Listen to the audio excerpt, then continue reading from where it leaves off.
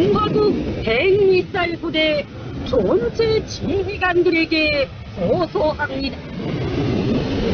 조선인민군 전략군 사령부관아 전체 지휘관들이여, 지금 온겨레가 당신들을 지켜보고 있다. 지금 당신들이 김정은의 명령에 맹목적으로 복종한다면 그것은 역사적 범죄가 될 것이고 그 책임은 조국 통일의 날 당신들이 지게 될 것이다. 조선인민군 전략군 사령부관아 전체 지휘관들이여, 보아라. 독일이 당신과 당신의 부모 형제가 조국과 민족 앞에 떳떳해지는 기일이다. 조선인민군 전략군 사령부관아 전체 지휘관들이여, 김정은의 대미사일 발사 명령을 단호하게 거부할 때 당신의 앞길에는 상상할 수 없었던 무기와 용화가 함께 할 것이고 당신의 자녀들은 대대손손 만국의 혜택을 누릴 것이다.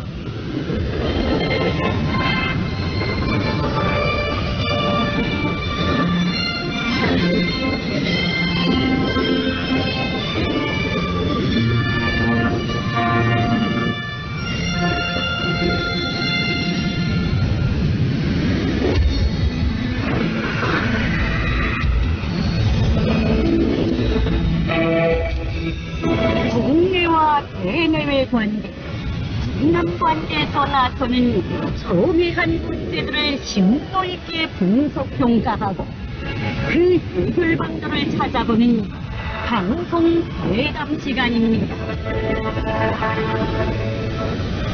여러분 안녕하십니까. 김정은 집권 12년이 패배돼서 말할 때 그가 벌려놓은 업적 쌓기, 보여주기용 사업에 대해 빼놓을 수가 없습니다. 김정은은 극심한 경제난, 식량난에도 불구하고 경제와 인민생활에 써야 할 귀중한 자금과 자원을 자신의 3대 세습 독재 정당화를 위한 선전용으로 편질했습니다.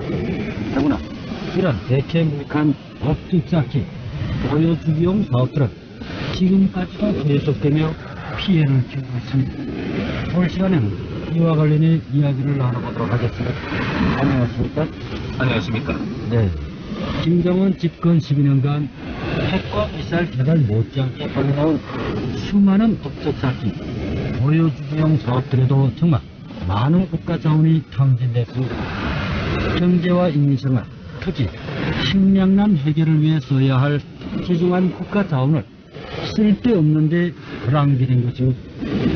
누가 봐도 비상식적인데 김정은은 왜 이렇게 업적 쌓기, 보여주기에 집착했다고 보십니까?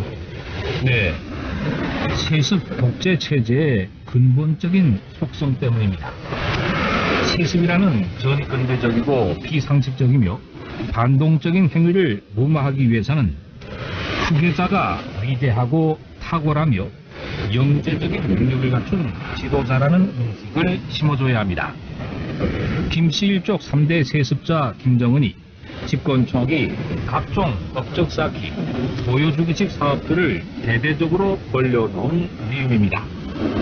더구나 김정은은 아버지 김정일이 급사하면서 20대 후반의 어린 나이에 공식 후계자 과정도 거치지 않은 채 독재 권좌에 올랐습니다. 일반 대중은 물론이고 웬만한 간부들조차 김정은에 대해서 전혀 알지 못했습니다. 그러니 더더욱 업적 쌓기, 보여주기식 사업에 집착할 수밖에 없었던 것입니다. 네. 그러고 보면 선대인 김정일 역시 김일성의 공식 후계자로 선정된 이후 업적 쌓기, 보여주기식 사업들을 대대적으로 벌리지 않았습니까? 네, 그렇습니다. 김정일은 1980년 6차 당대회에서 김일성의 후계자로 공식화됐지만 그 이전부터 이미 내부적으로는 후계자 역할을 해왔습니다. 그리고 1970년대 후반부터 당중앙이라는 이름으로 대대적인 법적 쌓기, 보여주기 사업들을 벌였습니다. 이때 건설된 대표적인 대상들이 바로 주체 사상사, 창광거리, 문수거리, 창강원, 만경대 유이자, 임상관 등입니다. 김정일은 이런 자신의 업적 쌓기, 보여주기식 사건을 마치 전체 인민들을 위한 것인 양 떠들었지만 새빨간 거짓말이었습니다. 평생 동안 평양을 한번 구경조차 할 수 없는 대부분 인민들에게는 그저 그림의 떡일 뿐이었습니다. 네, 결국 놓고 보면 김정은의 업적 쌓기, 보여주기식 사업들도 아버지 김정일을 그대로 따라한 것이라고 볼 수 있을 것 같습니다. 그렇다면 김정은이 지금까지 벌였던 업적 쌓기, 보여주기식 사업들에는 어떤 것들이 있었는지 말씀해 주시겠습니까? 네, 김정은은 집권 초기부터 평양의 극소수 특권층과 외화 벌이를 위한 목적의 업적 쌓기, 보여주기식 대상들을 건설했습니다. 2012년 융라도 유원지와 야외 빙상장, 2013년 문수 물놀이장과 마신령 스키장 등이 대표적입니다. 또한 2016년에는 미림 항공 불악구를, 2019년에는 양덕 온천 지구를 건설했습니다. 살림집 건설도 추진했지만 평양만을 위한 것이었습니다. 2014년 위성과학자지구, 2015년 미래과학자거리, 2017년 려명거리 등을 건설했습니다. 8차 당대회 결정으로 평양시 화성, 송진, 청하지구에 5만 세대 살림집 건설도 진행하고 있습니다. 네, 이런 사업들을 보면 정말 인구 대부분을 차지하는 지방 인민들을 포함해 절대다수 국민들의 생활과는 거리가 못한 것을 알 수 있습니다. 전력과 원료, 연료, 차대남과 같은 경제 문제 해결과도 연결되었습니다. 이렇게 쓸데없는데 상당 자금이 대략 어느 정도나 된다고 보십니까? 네, 물론 당국이 구체적으로 밝힌 자료는 없습니다. 다만 외신 보도들을 통해서 추정해 볼 수는 있습니다. 여러 외신들에 따르면 김정은이 3대 세습 권좌에 오른 직후 3년 동안에만 업적 쌓기, 보여주기식 건설 사업에 투자한 자금이 미화 3억 달러 이상에 달하는 것으로 나타났습니다. 이것은 대략 1년에 1억 달러 이상씩을 썼다는 의미입니다.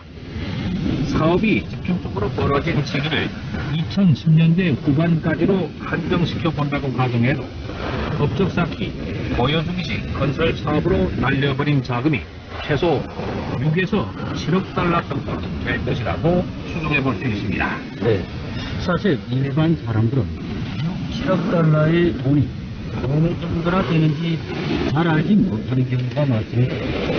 쉽게 이해할 수 있도록 설명해 줄 수 있겠습니까? 예를 들어 국방부는 만성적인 식량난에 시달렸는데 이 돈으로 식량을 수입한다면 어느 정도나 되겠습니까? 네, 국방부의 한 해 부족한 식량은 대략 100만 톤 내외입니다. 이것은 세계식량계획, UN 아동기금 등이 해마다 밝히고 있는 내용입니다. 서성 아시아 지역에서 많이 거래되는 하이산 잎쌀을 기준으로 톤당 수출 가격은 530달러 정도 되고 있습니다. 이것을 기준으로 하면 김정은이 경제와 인민생활에 전혀 도움이 되지 않는 자신의 업적 쌓기, 보여주기식 건설에 낭비한 6, 7억 달러면 최소 110만 톤 이상의 쌀을 사올 수 있다는 계산이 나옵니다. 한 해 부족한 식량을 충분히 메꾸고도 남는 양입니다. 만일 잎쌀 가격의 절반 정도 하는 강냉이나 밀 등 잡곡으로 사올 경우에는 그 양이 2배 이상으로 늘어나게 됩니다. 네. 그렇다면 이런 업적 쌓기, 보여주기식 건설 사업들에 들어가는 돈으로 식량만 사놓고도 지금과 같은 극심한 식량난은 얼마든지 피할 수 있었다는 말이 아니겠습니까? 맞습니다. 물론 해마다 업적 쌓기, 보여주기식 건설 사업들에 들어가는 약 1억 달러의 돈으로 식량 부족분을 모두 보충할 수는 없습니다. 하지만 이 돈으로 강냉이나 풍밀 같은 잡곡으로 사온다면 당장 50만 톤 가량을 수입할 수 있습니다. 이것은 국방부의 한 해 식량 부족분, 그러니까 반드시 외부에서 해내어야 하는 절대적인 식량 부족분의 절반에 해당하는 것입니다. 이 정도만 보충해도 식량난 해결에 큰 도움이 될 수 있다고 볼 수 있습니다. 그런데 이렇게 막대한 돈을 실시하는 김정은의 업적 쌓기, 보여주기식 건설 사업들이 가랭시, 부실공사 문제로 국민들의 비판을 받고 있습니다. 예를 들어 김정은 집권 초기 건설한 평양 충정거리 아파트들은 부실공사 때문에 대상받았던 사람들이 입주를 거부하지 않았습니까? 네, 국방부에서 난림식 부실공사 문제는 사실 어제 오늘만의 일은 아닙니다. 김일성, 김정일 때부터 있어왔던 만성적인 악습입니다. 김정은이 3대 세습권자에 오른 후 지속적으로 벌어진 업적 쌓기, 보여주기식 건설 사업들도 마찬가지입니다. 2012년 김정은의 지시로 불과 1년 만에 속도전으로 건설된 평양 청정거리는 45층짜리 고층 아파트들로 이루어져 있습니다. 하지만 여기에 또한 주민들은 난림식 부실공사의 피해로 지금까지 고통을 받고 있습니다. 아파트들 대부분이 창문과 창틀이 제대로 맞지 않아 비가 새 들어오고 겨울이면 찬바람이 그대로 방 안까지 들어옵니다. 부엌에서 가스를 사용하게 만들어 놓고도 가스를 제대로 공급하지 않아 고통을 받고 있습니다. 특히 45층짜리 아파트가 정전으로 승강기가 작동하지 않고 수압이 약해 수돗물도 제대로 공급되지 않고 있습니다. 사정이 이렇다 보니 처음 정전거리 아파트 고층에 배정받았던 많은 사람들이 입주를 포기했고 어쩔 수 없이 입주했던 사람들도 현재는 대부분 딴 곳으로 빠져나간 상태입니다. 네. 김정은의 업적 쌓기, 보여주기식 건설 사업들 가운데 적지 않은 비중을 차지하는 것이 바로 산림시설, 특히 고층 아파트들입니다.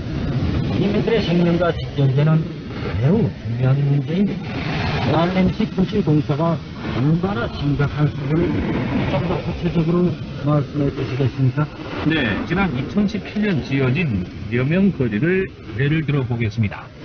김정은이 지시한 공사 기간을 맞추기 위해서 속도전으로 건설된 전형적인 난림식 부실공사의 대표작이라고 할 수 있습니다.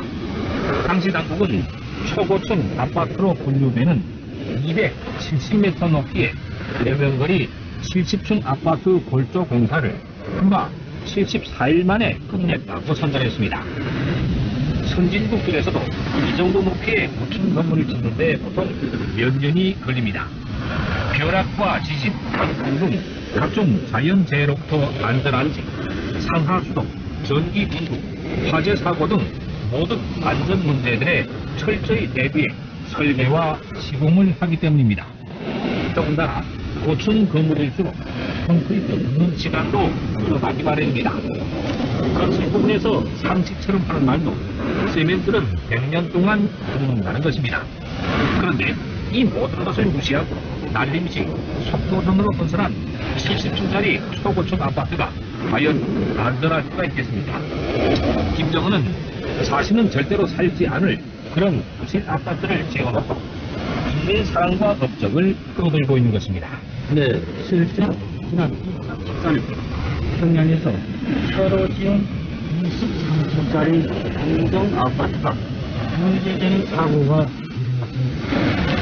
인명 피해만 수백 명에 달합니다. 그 아파트 역시 김정은 집중서 목적 쌓기 보여주기 사업을 대대적으로 벌릴 때 건설된 것입니다. 새로 된 아파트가 붕괴된다는 거죠. 난림식 부실공사가 아니면 다른 원인은 찾을 수 없는 것 아니겠습니까? 네, 맞습니다. 전형적인 난림식 부실공사의 폐해입니다. 당시 김정은의 지시로 인민보안부장 최군일이 사고 현장에 나가 공개적으로 머리 숙여 사과하기도 했습니다. 붕괴된 인정 아파트가 인민보안청에서 책임지고 건설한 것이기 때문입니다. 그렇게 보면 난림식 부실공사일 수밖에 없겠구나는 생각도 듭니다. 사실 23층짜리면 고층 아파트입니다. 보통 이런 고층 아파트 건설에 들어가는 세멘트나 철근 같은 주요 건설 자재들은 반드시 질이 좋은 것들로 써야 합니다.